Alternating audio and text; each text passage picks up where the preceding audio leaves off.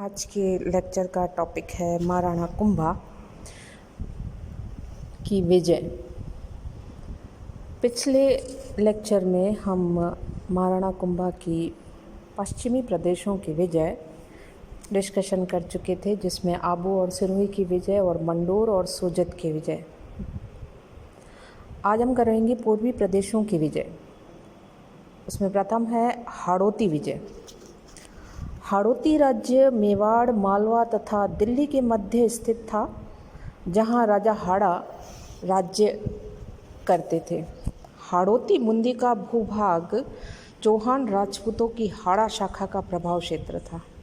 हाड़ा राजपूतों के कारण ही यह क्षेत्र हाड़ौती कहलाया। यहाँ के शासक नाडोल के चौहान शासक आसराज के छोटे पुत्र माणिक्य राय के वंशज थे। बूंदी के शासक मेवाड़ के सामंत थे, किंतु मोकल के अंतिम दिनों में वे स्वतंत्र हो गए थे। कुंभा के समकालीन बूंदी के शासक बेरीसाल और भाण थे। हाड़ा शासकों ने मेवाड़ के पूर्वी सीमावर्ती दुर्ग मांडलगढ़ और जहाजपुर पर अधिकार कर लिया था। पूर्वी सीमा की रक्षा के लिए मेवाड़ के राणा द्वारा उन्हें वापस लेना आवश्यक था। यही नहीं, मालवा के सुल्तान होशंग शाह ने जब मेवाड़ पर आक्रमण किया, तब हाड़ा नरेश सुल्तान की तरफ से मेवाड़ के विरुद्ध लड़े थे। इसके अतिरिक्त बूंदी के शासक भाण का भाई सांडा कोटा का शासक था, जो भाण की इच्छा के विरुद्ध राणा कुंभा से मिला हुआ था। भाण ने कोटा का राज्य भी अपने लिए प्राप्त करने के लिए मालवा के सुल्तान से सहायता मांगी। इस सहायता के बदले उसे 1,20,000 टका देना स्वीकारा। उधर सांडा ने अपनी रक्षा के लिए कुंभा से सहायता मांगी। कुंभा ने सेना भेजकर गागरोन व मांडलगढ़ पर अधिकार कर लिया और बूंदी के शासक को अपना करदाता बनाकर उसका राज्य वापस दे दिया। बूंदी विजय का उल्लेख राणपुर के जैन मंदिर वाले लेख विक्रम संवत 1496 तथा कुंभलगढ़ के लेख विक्रम संवत 1517 में मिलता है। इस वजह में मांडलगढ़ की विजय अति महत्वपूर्ण रही, क्योंकि वह स्वतंत्रता प्राप्ति तक मेवाड़ के अधिकार में ही बना रहा। इस प्रकार मेवाड़ के पूर्वी सीमांत पर मित्र राज्य स्थापित कर कुंभा ने अपनी बुद्धिमत्तापूर्ण नीति का परिचय दिया। पूर्वी राजस्थान की विजय। चौहानों के पतन के बाद अलवर, जयपुर, टोंक, सवाई माधोपुर आदि स्थानों पर मुसलमानों का प्रभाव स्थापित हो गया था। पूर्वी राजस्थान में रणथंभौर और आमेर की विजय कुंभा की महत्वपूर्ण विजयों में से थी। उसने रणथंभौर का दुर्ग मालवा के सुल्तान महमूद खलजी को परास्त कर प्राप्त किया। आमेर में कायम खानी मुसलमानों को हराकर उसने आमेर जीता। आमेर के कछवाहा शासक उद्दरण को दे दिया। इसके अतिरिक्त कुंभा ने टोंक तथा अलवर पर भी अपना प्रभाव स्थापित किया। अन्य विजय राणा कुंभा की देखें तो कुंभलगढ़ प्रशस्ति के अनुसार कुंभा ने राजस्थान के कुछ और नगर जीते। इन नगरों के स्थानीय नाम ज्ञात नहीं हैं, किंतु संस्कृत में रूपांतरण के आधार पर इन स्थानीय नगरों के नाम शौध्यानगरी, हमीरपुर, वायसपुर, धान्य नगर, विसल नगर, नारदीय नगर तथा सिंहपुरी है। इसके अतिरिक्त कुंभा ने बदनौर के आसपास बसने वाले मेरों का कठोरता से दमन किया, क्योंकि मेरों ने मेवाड़ के विरुद्ध विद्रोह कर दिया।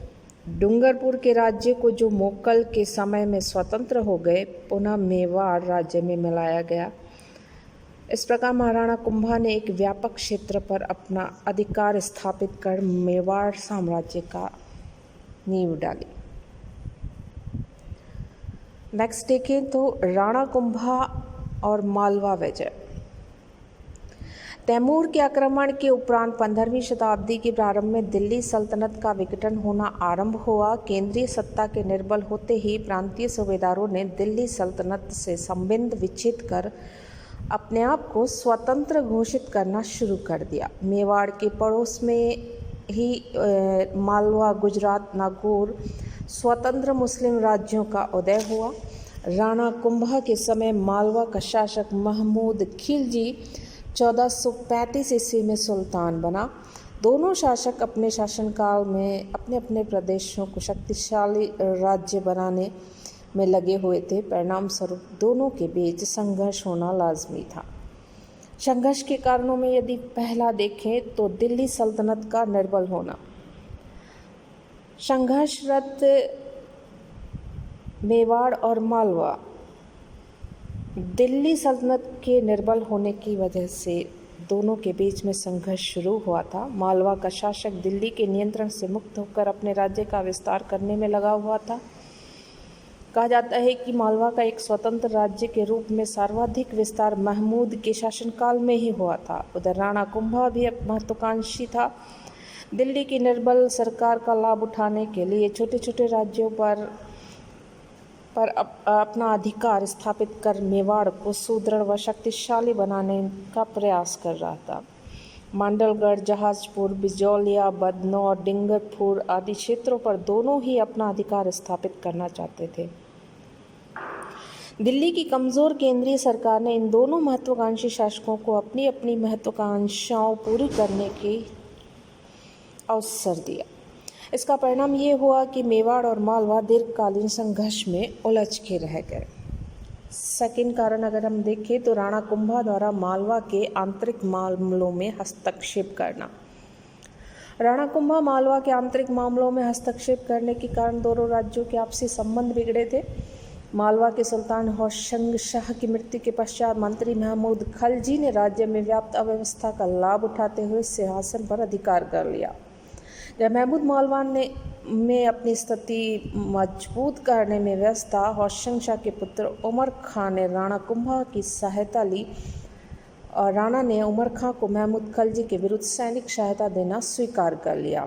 इस सहायता से सारंगपुर पर उसने आक्रमण कर दिया और इसके परिणाम स्वरूप मालवा के सुल्तान तथा कुंभा के बीच संघर्ष शुरू हुआ। तीसरा कारण है राणा कुंभा द्वारा हाड़ौती की विजय। राणा कुंभा एवं महमूद खलजी के मध्य संघर्ष का एक महत्वपूर्ण कारण कुंभा की काठल प्रदेश एवं हाड़ौती की विजय भी थी।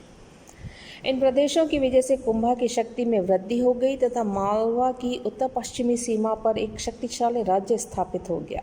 हाड़ौती राज्य मेवाड़ और मालवा के बीच एक मध्यवर्ती यानी कि बफर स्टेट राज्य था, जिसका स्वतंत्र रहना मालवा के सुल्तान की सुरक्षा के लिए आवश्यक था। अतः जब राणा कुंभा ने हाड़ौती राज्य को अधीनस्थ कर लिया तब यह बात महमूद खलजी को असहनीय होना स्वाभाविक था। चौथा पॉइंट है मालवा के सुल्तान द्वारा व राणा कुंभा के विरोधियों को शरण देना। मालवा तथा मेवाड़ के बीच में कटुता का कारण मालवा के सुल्तान द्वारा मेवाड़ के असंतुष्ट सरदारों को अपने यहाँ शरण देना भी था। मालवा के सुल्तान महमूद ने कुंभा के पिता मोकल के हत्यारे महपा पवार को अपने यहाँ शरण व जागीरें दी थी। 1437 ईस्वी के युद्ध का प्रमुख कारण महपा पवार ही था। जब महाराणा कुंभा ने सुल्तान से उसकी वापसी के लिए कहा तो प्रत्युत्तर में महमूद खलजी ने कहा कि कोई भी बहादुर अपनी शरण में आए हुए को वापस नहीं करता। अगर आप युद्ध करने को आमादा हैं तो मैं भी उसके लिए तैयार हूँ। उसने मेवाड़ की आंतरिक दशा तथा सैनिक शक्ति का पता लगाया। राजकुमार चुंडा तथा कुंभा के विद्रोही भाई खेमकरण को भी अपने यहाँ आश्रय प्रदान किया। महत्वपूर्ण विद्रोहियों को शरण देने के कारण महमूद ने कुंभा को अपना शत्रु बना लिया और युद्ध के इस कारण का विस्तार से वर्णन वीर विनोद में भी मिलता है। राणा कुंभा तथा महमूद दोनों एक दूसरे से असंतुष्ट थे, परंतु कुछ समय तक दोनों अपने सैन्य अभियानों के लिए अपनी स्थिति और सैनिक शक्ति को मजबूत करने में लगे रहे। मालवा तथा गुजरात की बढ़ती हुई शक्ति को समाप्त करने के उद्देश्य से कुंभा ने भीलों से मैत्री संबंध स्थापित किए। इसके अतिरिक्त मेवाड़ के दक्षिणी भागों में दुर्ग बनवाए। सैनिक तथा कूटनीतिक तैयारी के पश्चात कुंभा ने युद्ध का बहाना ढूंढा। युद्ध का सीधा साधा कारण महप्पा पवार का नहीं लौटना ही बना। परिणाम स्वरूप राणा ने 1437 ईस्वी में मालवा पर आक्रमण किया व सारंगपुर के पास युद्ध में महमूद को हरा दिया। इस युद्ध में सुल्तान ने चुंडा को भी युद्ध में भाग लेने को कहा, परंतु चुंडा ने महाराणा के विरुद्ध युद्ध करने से स्पष्ट इनकार कर दिया। वीर विनोद में इस युद्ध का समय 1439 ईस्वी बताया गया है। हारने के बाद युद्ध क्षेत्र में भागते हुए महमूद को राणा कुंभा की सेना ने बंदी बनाया और राणा कुंभा ने उसे 6 महीने के लिए चित्तौड़ रखा। फिर सम्मान सहित राणा ने उसे अपने राज्य में लौट जाने के लिए स्वतंत्र कर दिया। इतिहासकारों का मत है कि अपने इस विजय के उपलक्ष्य में कुंभा ने चित्तौड़ दुर्ग में कीर्ति स्तंभ का निर्माण करवाया, जबकि कुछ इतिहासकार महमूद को कैद करने तथा फिर मुक्त करने की घटना को तथ्यहीन मानते हैं, क्योंकि इसका उल्लेख किसी भी समकालीन मुस्लिम इतिहासकारों ने नहीं किया। डॉक्टर उपेंद्र नाथ डे भी अपने शोध में मेडावल मालवा में लिखते हैं 1439 ईस्वी तक मेवाड़ व मालवा में कोई लड़ाई नहीं हुई, परंतु ये तर्क ठोस प्रमाण पर आधारित नहीं है तथा यह भी आवश्यक नहीं है कि प्रत्येक घटना का वर्णन मुस्लिम इतिहासकार करें। मुस्लिम इतिहासकारों की यह आदत रही है कि वे अपने सुल्तानों की पराजय की घटनाओं को उड़ा जाया करते थे। इसी कारण मुस्लिम इतिहासकारों ने इस युद्ध का वर्णन न भी किया हो। इस पर भी इस घटना का वर्णन अबुल फजल व फरिश्ते ने किया है। नैन्सी भी अपनी ख्यात में इसका उल्लेख करते हैं। डॉक्टर हरविलास शारदा का भी यहाँ कहना है कि कुंभा तथा खलजी में 1440 ईस्वी में पहले 5 युद्ध हो चुके थे तथा प्रत्येक में विजय श्री कुंभा को ही प्राप्त हुई।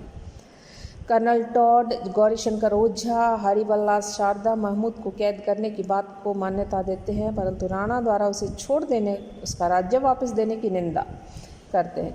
उनका कहना है कि राणा की अर्धदूषिता तथा राजनीतिक भूल का परिचायक था,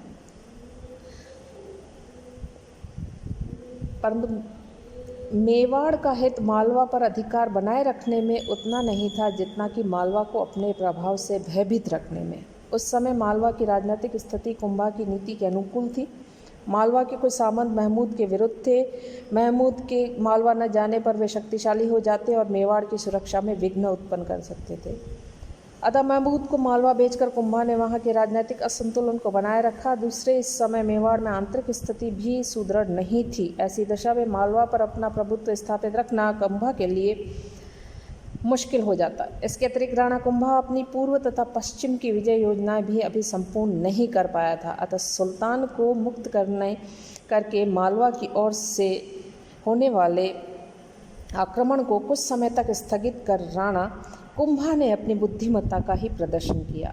ऐसी समयोचित नीति को आत्मघाती नीति न कहकर आत्मसम्मान की संवर्धक नीति ही कहा जाना चाहिए।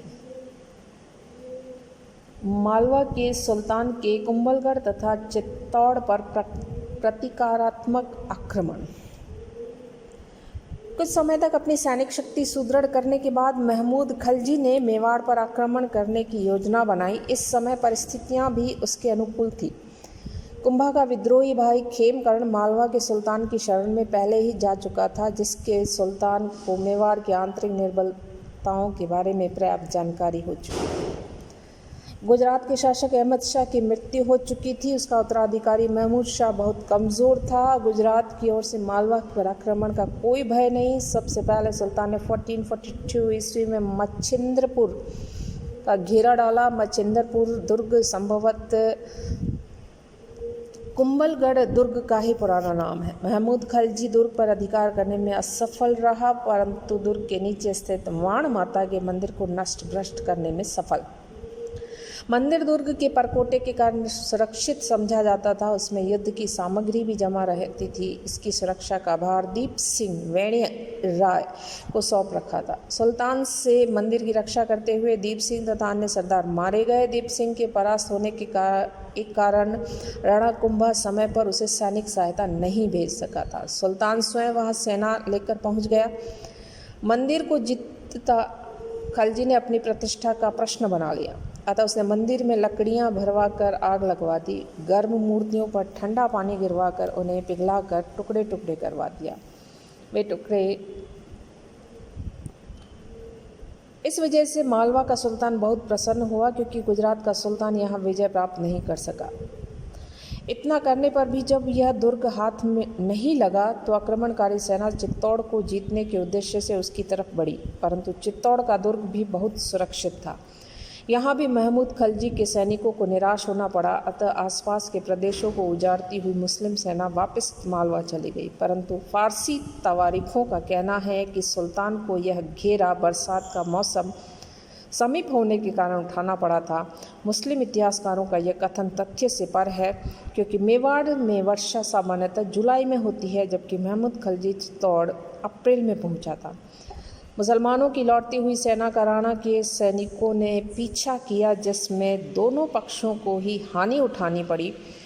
परंतु इस युद्ध के उपरांत महमूद इस निष्कर्ष पर अवश्य पहुंच गया कि राणा को परास्त करने के लिए खींचीवाड़ा और हड़ौती के छोटे नरेशों को परास्त करना आवश्यक है।